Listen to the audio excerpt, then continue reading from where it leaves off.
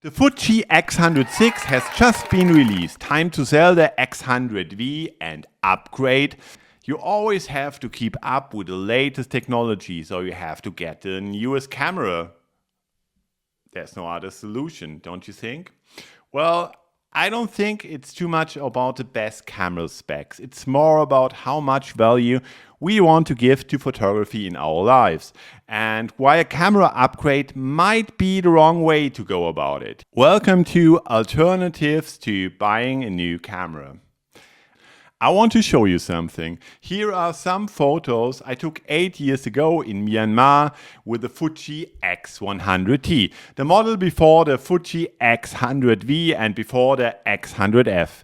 16 megapixels, slower autofocus, but I don't think I could have taken better photos with the Fuji X106. I even think that my photos got gradually worse with better cameras because the cameras are slowly taking away too much of the brain work that you used to have to do yourself.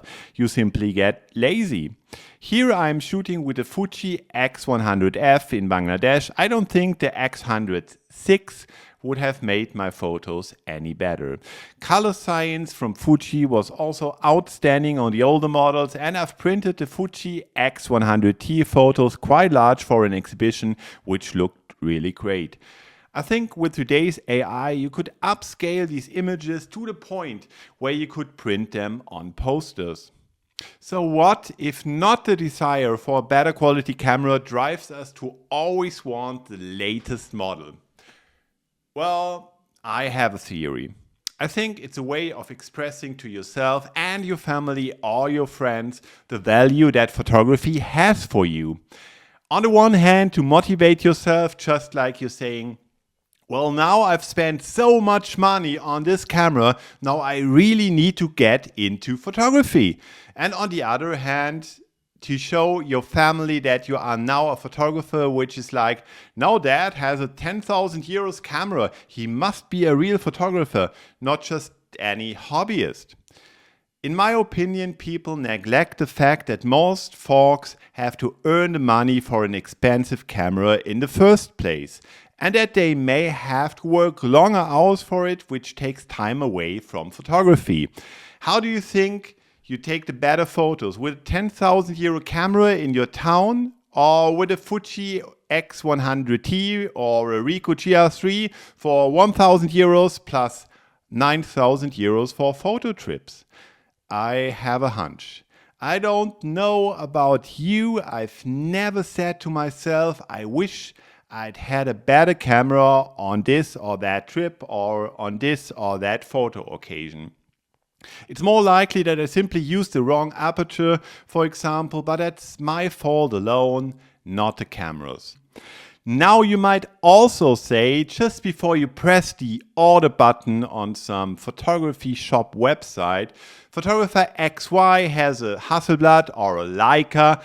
If I don't buy them, I'll never get where I want to go artistically. Tell me just one photo from the field of iconic photographs from the last 100 years that would have been better if it had been taken with a modern day Leica Q3 or a Sony Alpha. I'd love to hear your comments. Looking forward. I don't believe that such a photo exists. Just my opinion.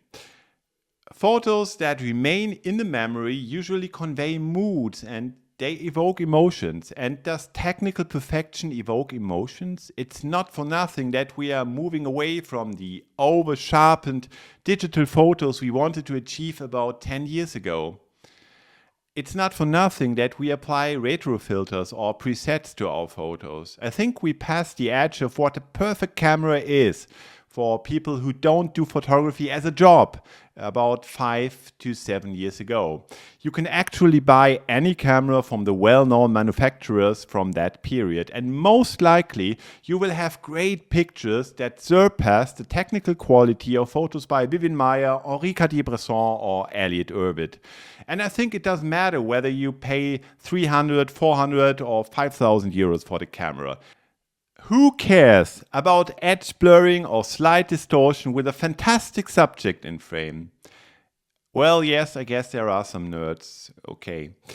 But what boring subject is really improved by outstanding camera quality? The real luxury in photography is time, not the latest cameras. Signal to yourself and your family and friends that you want to add more value to photography in your life by taking more photos, not by spending more on a camera.